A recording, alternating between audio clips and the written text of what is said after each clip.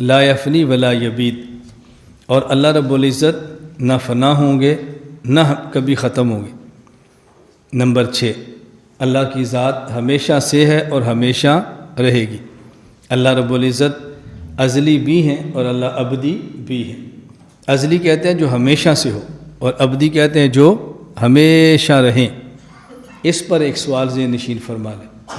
قرآن کریم میں ہے کل من علیہا فان ویبقی وجہ ربک ذو الجلال والاکرام، کہ دنیا کی ہر چیز فنا ہوگی سوائے اللہ کی ذات کے۔ اللہ کی ذات کبھی فنا نہیں ہوگی۔ سوال یہ ہے کہ جنت اور جہنم یہ ازلی نہیں کہ ہمیشہ سے ہوں، لیکن جنت اور جہنم یہ ابدی ہیں کہ ہمیشہ رہیں گے۔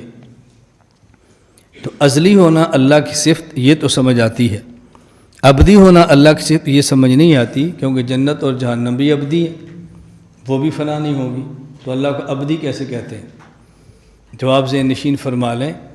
ایک ہوتا ہے فنائے امکانی، ایک ہوتا ہے فنائے عملی۔ ایک ہوتا ہے کہ اس چیز نے فنا ہو جانا ہے، ایک ہوتا ہے اس نے فنا ہو سکتی ہے۔ جسے ہم کہتے ہیں فنا ہو جانا ہے، اسے کہتے ہیں فنائے عملی۔ ایک کہتے ہیں کہ اس نے یہ فنا ہو سکتی ہے، اسے کہتے ہیں فنائے امکانی۔ جنت اور جہنم میں فنائے عملی تو نہیں ہے، لیکن فنائے امکانی ہے، کیونکہ مخلوق ہے۔ اور یہ جو قرآن کریم میں کل من علیہا فان، کیا ہر چیز فنا ہوگی؟ اس کا معنی ہے ہر چیز میں فنائے امکانی ہے، ہر چیز میں فنا امکانی ہے، اور اللہ کی ذات کے اندر نہ فنائے عملی ہے اور نہ ہی فنائے امکانی۔ ورنہ جنت میں جانے کے بعد تو اہل جنت سارے ہی ابدی ہو جائیں گے کہ انہیں ہمیشہ رہنا ہے، اللہ نے ان کو ختم نہیں کرنا۔ لیکن یہ ان کا جو فنا ہو، ان کا ہمیشہ رہنا یہ ٹھیک ہے، لیکن امکان فنا ہے کہ اللہ چاہے تو ان کو ختم کر دیں، لیکن ختم کریں گے نہیں۔ تو اللہ کی ذات میں فنا نہیں، یعنی فنا امکانی بھی نہیں، نہ وہاں پر عملاً فنا ہے اور نہ امکاناً فنا ہے، نہ فنا ہوں گے نہ ہو سکتے ہیں۔ اور جنت اور جہنم فنا ہو تو ہوگی نہیں، لیکن ہو سکتی ہے۔ نمبر 7، ولا یکون الا ما یرید، وہی کچھ ہوتا ہے جو اللہ چاہتے ہیں، وہی کچھ ہوتا ہے جس کا اللہ ارادہ فرماتے ہیں۔ جو اللہ چاہیں گے ہوتا ہے، جو اللہ نہ چاہے وہ نہیں ہوتا۔ انما امرہ اذا اراد شیئا ان یقول له کن فیکون، اللہ رب العزت کا معاملہ یہ ہے کہ جب وہ ایک چیز کو کن فرمائے فیکون وہ ہو جاتی ہے۔ یہاں ایک بات سمجھیں، جب ہم کہتے ہیں کہ اللہ تعالیٰ فرمائے کن فیکون تو چیز ہو جاتی ہے، حالانکہ بظاہر ایسا نہیں ہے۔ کیوں؟ بچہ پیدا ہوتا ہے 9 ماہ کے بعد، تو جب اللہ نے بچے کے پیدا کرنے کا ارادہ فرما لیا تو 9 سال پھر کیوں 9 ماہ کیوں لگے؟ اس کو تو فوراً پیدا ہونا چاہیے۔ انما امر اذا اراد شیئا ان یقول له کن فیکون، تو پھر 9 ماہ کیوں لگے ہیں؟ اللہ نے جب ایک چیز کا ارادہ فرما لیا کہ اس بندے نے مرنا ہے، ارادہ کیا تو تبھی موت آئی ہے نا، تو ارادہ تو کیا اس کی موت کا پہلے، اور موت آ رہی ہے 70 سال بعد، تو کن فیکون کیسے ہوا؟ جواب ذہن نشین فرما لیں۔ ہم کن کا معنی نہیں سمجھے، اس لیے اشکال پیدا ہوا۔ کن کا معنی یہ ہے کہ ہو جا، کتنی مدت میں ہو جا اس کا ہمیں نہیں پتہ ہوتا، اللہ کو پتہ ہوتا ہے۔ تو کن کا لفظ نظر آ رہا ہوتا ہے، لیکن کن کے اندر جو مدت ہے وہ نظر نہیں آ رہی ہوتی۔ بچہ 9 ماہ بعد اس لیے پیدا ہوتا ہے کہ اللہ رب العزت فرماتے ہیں کن ہو جا، یعنی 9 ماہ میں ہو جا۔ کن اس پر موت آئے لیکن 70 سال کے بعد آئے۔ بات سمجھ آ رہی؟ تو کن تو ہم سمجھ رہے ہیں، لیکن کن کے اندر جو مدت ہے نا وہ نہیں سمجھ ہو رہی۔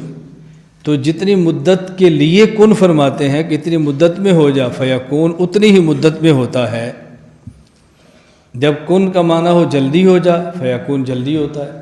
کن کا معنی ہو اتنے سال میں ہو جا، فیکون اتنے سالوں میں ہوتا ہے۔ میں مثال دینے لگا ہوں بات سمجھانے کے لیے، یہ بات ہمیشہ ذہن میں رکھیں کہ سمجھانے کے لیے مثال دیتے ہیں کہ اس کے بغیر بات سمجھ نہیں آتی۔ اب دیکھو، میں ایک طالب علم سے کہتا ہوں پانی لاؤ، اس کا مطلب کیا ہوگا؟ شام کو لاؤ یا ابھی لے آؤ؟ ٹھیک، پھل لاؤ۔ اب اس کا مطلب کیا ہوگا؟ میں تو سبق پڑھا رہا ہوں بھئی، میں سبق کے دوران کہتا ہوں پانی لاؤ، اس کا مطلب کیا ہوگا؟ ابھی لے آؤ۔ اور جب میں کہتا ہوں پھل لاؤ، اس کا مطلب یہ ہوگا کہ تم پھل لے کر آ جاؤ، اور میں جب سبق سے فارغ ہوں گا تو پھر پھل کھائیں گے۔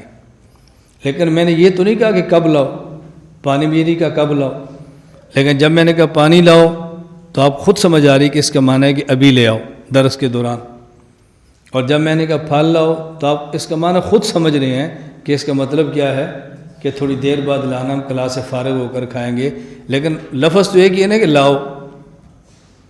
اسی طرح جب اللہ فرماتا ہے نا کن ہو جا، تو اللہ کے علم میں ہوتا ہے کہ ہو جانے کا مطلب کیا ہے، کتنی دیر میں ہو جا، ہم اس کو نہیں سمجھتے، اور نہ سمجھنے کا نتیجہ کیا نکلتا ہے کہ بسا اوقات ہماری زبان سے ایک جملہ نکل آتا ہے کہ اللہ کے یہاں دیر ہے اندھیر نہیں، اللہ کے یہاں دیر ہے اندھیر نہیں۔ دیکھو بیٹا، محنت کرو، اللہ کے یہاں دیر تو ہوتی ہے لیکن اندھیر نہیں ہوتی۔ اللہ بندے کی محنت کا صلہ دیتے ہیں، بے شک دیر سے دیں لیکن دیتے ہیں، یہ بات غلط ہے۔ اللہ کے یہاں دیر بھی نہیں، اللہ کے یہاں دیر بھی نہیں، بس ہماری خواہش ہوتی ہے کہ محنت کا صلہ اب ملے، اللہ کے علم میں ہے کہ محنت کا صلہ 10 سال بعد دینا ہے۔ یہ 10 سال بعد آیا ہے ہماری منشا کے خلاف، ہماری منشا ابھی کی تھی، ہویا 10 سال بعد، تو ہم نے سمجھا کہ دیر سے ملا ہے، حالانکہ اللہ کے علم میں تھا کہ میں نے اس کو دینا ہی 10 سال بعد آئے۔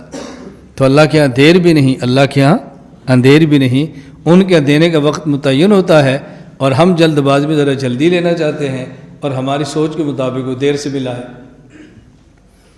آپ نے یہاں سے جانا ہے کراچی، اور گاڑی آتی ہے 5 بجے، آپ کی چھٹی ہوگی 11 بجے، آپ نے جلدی کھانا کھایا، تیاری کی، اور سڑک پر بستر لے کر کھڑے ہو گئے۔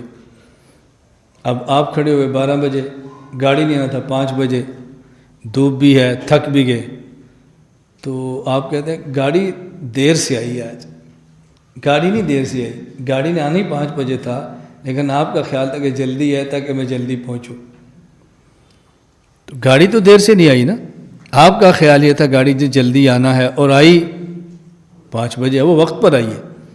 اذا جاء اجلهم لا يستاخرون ساعة ولا يستقدمون، اللہ کے کام وقت سے پہلے اور وقت کے بعد نہیں، وقت پر ہوتا ہے، لیکن بندے کی خواہش ہوتی ہے ذرا جلدی ہو جائے، اس لیے کہ بندہ جلد باز ہے، اس کے خیال کے مطابق دیر سے ہوتا ہے، اس لیے ہم سمجھانے کے لیے، حوصلہ دینے کے لیے کہتے ہیں اللہ کے یہاں دیر تو ہے اندھیر نہیں ہے، محنت کرو بیٹا، رزلٹ ملے گا، ابھی نہیں اگلے سال سے ہی، دیر ہو سکتی ہے لیکن اللہ دیتے ضرور ہیں، وہ دیر سے نہیں دیتے، وقت پر ہی دیتے، بس ہماری خواہش ہوتی ہے جلدی دیں، اور ہماری سوچ کے مطابق تھوڑا دیر سے آ گیا تو ہم نے سوچا کہ شاید اللہ نے دیر سے دیا ہے۔ نمبر 8، لا تبلغہ الاوہام ولا تدرکہ الافہام، اللہ وہ ہے کہ جن تک انسانی وہم کی رسائی نہیں، انسان کا وہم بھی وہاں تک نہیں پہنچ سکتا، ولا تدرک الافہام، اور انسانی فہم اس کا احاطہ نہیں کر سکتی۔ یہاں دیکھو 2 لفظ لائے ہیں، ایک ہے وہم اور ایک ہے فہم۔ فہم یہ صحیح فکر کا نام ہے، اور وہم یہ فاسد فکر کا نام ہے۔ انسان کی جو فکر صحیح ہے یہ اللہ کا احاطہ کرنا چاہے تو نہیں کر سکتی، اور انسان کی جو صحیح فہم نہیں ہے، فاسد ہے، محض خیالی سوچ ہے، وہ بھی اللہ تک پہنچنا چاہے تو نہیں پہنچ سکتی۔ وہم اور فہم میں اچھی طرح فرق سمجھ لینا۔ فہم کا معنی کیا ہے؟ دیکھو، انسان سمجھتا ہے کہ میں آسمان کو دیکھ رہا ہوں، صحیح دیکھ رہا ہے نا، یہ فہم ہے، اور انسان خیالی پلاؤ میں آسمان کو عرش سمجھ کے دیکھنا شروع کر دے، یہ خیالی پلاؤ ہے، خیال ہے۔ تو اللہ کی ذات ایسی ہے کہ جہاں تک صحیح فکر فہم سے بندہ ادراک نہیں کر سکتا، اللہ کو سمجھ سکتا ہے، دنیا میں نہ صحیح تو آخرت میں اللہ کا دیدار کر لے گا، لیکن ادراک نہیں کر سکے گا۔ اور وہم ایسا ہے کہ وہ تو اللہ تک انسان کا وہم بھی نہیں پہنچ سکتا، یعنی دنیا میں انسان بعض چیزیں فہم میں نہیں لا سکتا، وہم میں لا سکتا ہے۔ کیا معنی؟ ایک ہے کہ واقعتاً انسان کے پاس غریب آدمی ہے، غریب آدمی، اور واقعتاً اس کے پاس کوئی 15-20 ارب آ جائے، 15 واقعتاً آ بھی جائے، اور بندہ سمجھتا بھی ہو میرے پاس 15-20 ارب ہے، تو یہ فہم ہوگا نا، یہ کیا ہوگا؟ فہم نہ۔ ایک امیر آدمی ہے، اس کو 15-20 ارب ہو اور وہ سوچے میرے پاس 15-20 ارب ہے، تو یہ کیا ہے؟ فہم۔ اور ایک غریب آدمی جس کے پاس 1 روپیہ بھی نہیں، وہ اپنے خیال سے سمجھتا ہو کہ میرے کمرے کے اندر 20 ارب پڑا ہوا ہے، یہ کیا ہے؟ وہم۔ اللہ کی ذات ایسی ہے کہ وہم کی تو وہاں تک رسائی نہیں ہے، اور فہم کی رسائی تو ہے لیکن احاطہ نہیں ہے۔ بہت اچھی طرح فرق سمجھ لو، لا تبلغ الاوہام ولا تدرکہ الافہام۔ وہم کا معنی فاسد خیال، یہ انسان اس کے ذریعے اللہ تک پہنچنا چاہے تو نہیں پہنچ سکتا۔ یہ کیوں سمجھا رہے ہیں؟ کہ دنیا میں ایسی بہت ساری چیزیں ہیں کہ جس کا انسان اپنے وہم اور خیال فاسد کے ذریعے کوئی نقشہ بنا لیتا ہے۔ اللہ کی ذات ایسی ہے کہ آدمی اپنے وہم کے ذریعے بھی کوئی نقشہ بنانا چاہے تو نہیں بنا سکتا، اور فہم جو انسان کی صحیح فکر ہے، اس کے ذریعے انسان اللہ کی ذات تک پہنچتا تو ہے لیکن احاطہ نہیں کر سکتا۔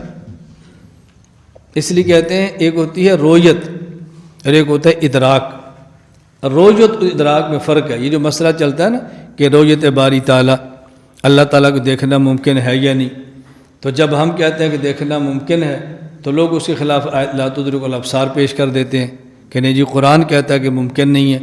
تو قرآن کریم رویت کی نفی نہیں کر رہا، قرآن کریم ادراک کی نفی کر رہا ہے۔ رویت کہتے ہیں دیکھنا بلا احاطہ، اور ادراک کہتے ہیں دیکھنا بالاحاطہ، خدا کو یوں دیکھنا کہ اللہ کی حقیقت کا انسان احاطہ کر لے، اس کا نام ادراک، اور اللہ کو یوں دیکھنا حقیقت کا احاطہ نہ کر سکے، اس کا نام ہے رویت۔ رویت تو ممکن ہے، ادراک ممکن نہیں، اس لیے فرمایا ولا تدرک الافہام۔